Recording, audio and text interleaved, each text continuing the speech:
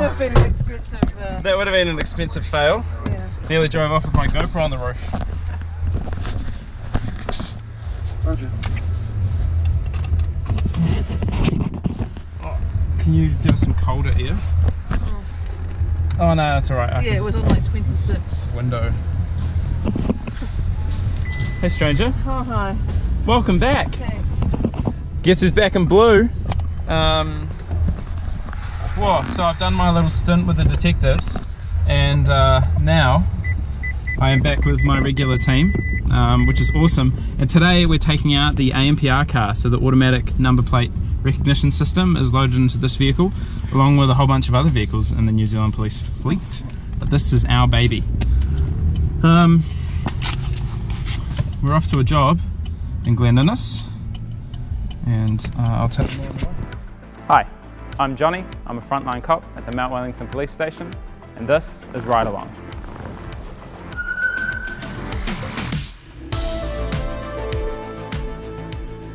I've been well impressed to date. Any assigned both dogs, we're just trying to work out what's going on. So they just go over onto GSR.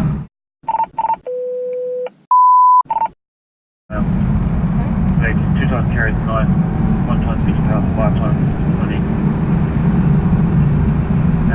Third mental suicide is suicide by cop. Oh, Just go straight.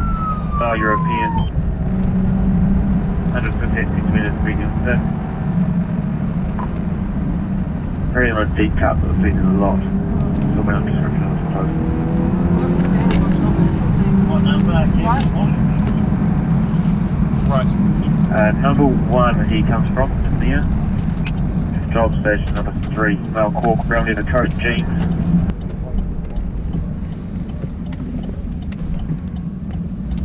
Well, despite being out in the ANPR car, which we were hoping to use to catch burglars, our colleagues have caught some burglars, and we have gone to 2 mental health jobs which have basically taken up the majority of our shift. One person who was very happy to be receiving some help and was transported through the hospital to speak to a psychologist, and another person who had to be detained after they'd harmed themselves with a knife in public. And that person was then transported through the hospital, stitched up, and will be seen by a psychologist.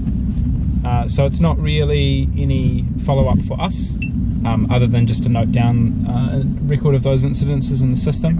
But there'll be a lot of follow-up from mental health to make sure that those people get some help and can get well in the long term. And now it's just some paperwork, because we have to help with our colleagues' burglary files, because they got 2 burglars in the rain. in the rain.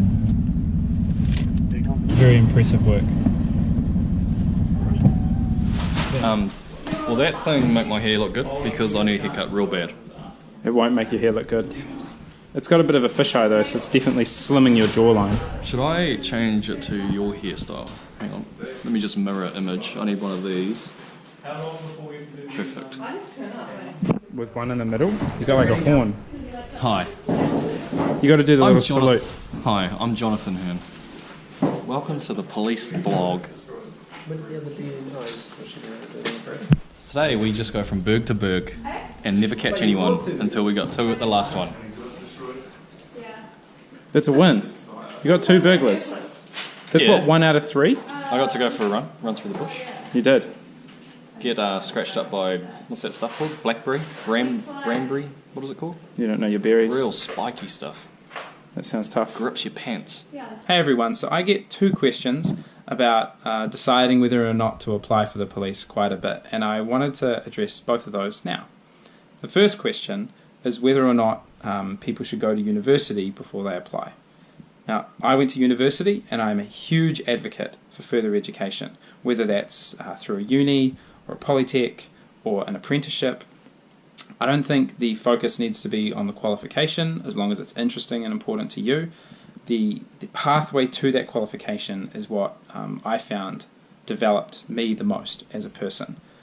Being more independent, learning about yourself, about society, learning how to learn, having strategies on memorizing information and developing opinions and arguments.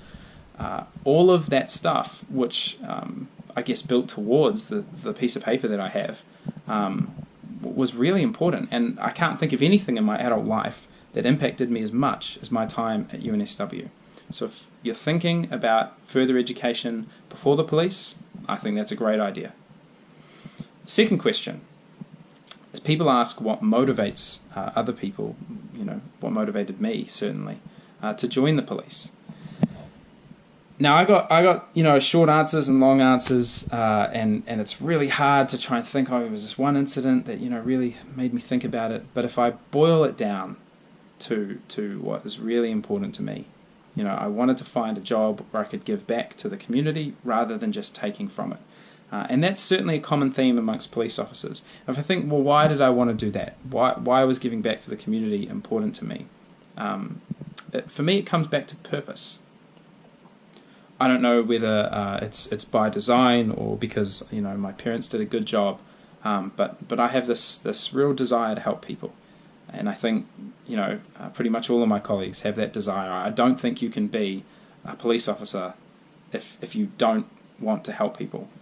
And the only real way for me to fulfill that purpose was to put on the blue uniform and get stuck into it. And if that sounds like you, then you should go to New Cops and apply. Are these your keys, mate? Yeah, they dropped them down the drain. Are these your keys, mate? Are they yours? Keys? Yeah, very much. Yeah. Hey, what do you want us to do with you, mate? Because you can't stay here. So your options are, we can take you home, or we can take you to the hospital. But you need to tell us where you live. You don't want to go to hospital. Yeah, I live at the... guys know where I live anyway. No, we don't know where you live. No, we don't. That's why we're asking you. Well, I live at the...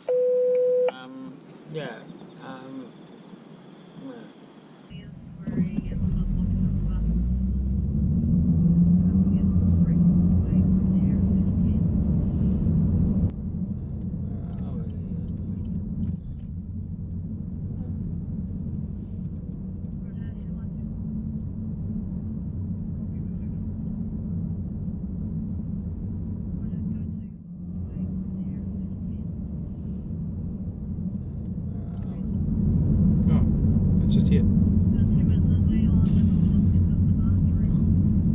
we go? Yep. Go left.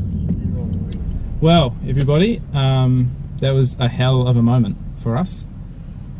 We were driving along, driving a drunk gentleman back to his home address. His old mate?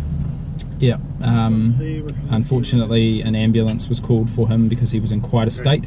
He's had a sleep on the ground. He's come around a bit, and he was happy to go home.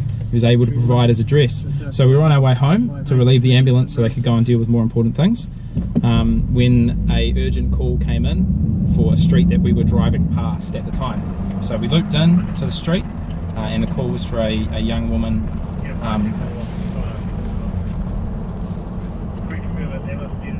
who'd locked herself in just turn it down. Got a call for a young woman who'd locked herself in a bathroom with a knife, intending to commit suicide. Her mother couldn't get into the bathroom, and so called police. Thankfully, we were literally around the corner. So we took a quick left-hand turn.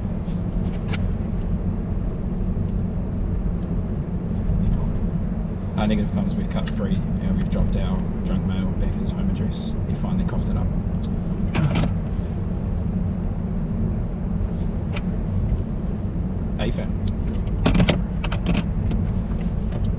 Yeah, thankfully we were just around the corner, which meant we could get in there straight away. So ran straight into the property, couldn't get into the bathroom as well, and so I broke the door until I could get in. Broke the lock. What had actually happened is this young girl had slammed the door when she went into the room, and it had broken the internal mechanism inside the door. So I was pulling the handle and she was pulling the handle, and the actual lock itself wasn't moving. Quite an old door. Unfortunately, it was an old door, which meant it was strong. So I'm a bit tired now, but we got in there in the time that we did in a matter of seconds.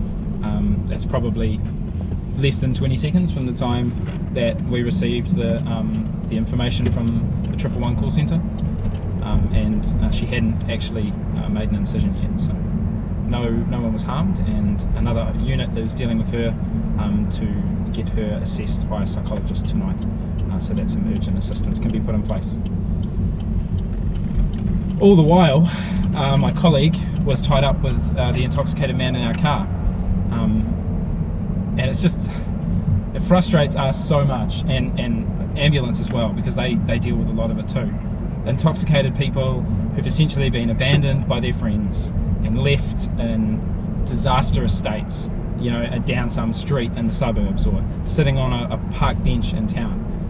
If you're out with your friends, stay with your friends and see that they get home safely, because we end up cleaning up that mess and it ties us up, and it ties up ambulances on a night when a lot has been happening. Wisdom. Give us some words of wisdom. Hang on, let there be light. Deliver me some words of wisdom. You don't have any. And your stomach's just so loud. It is, eh? I'm really hungry. I don't know. No wisdom.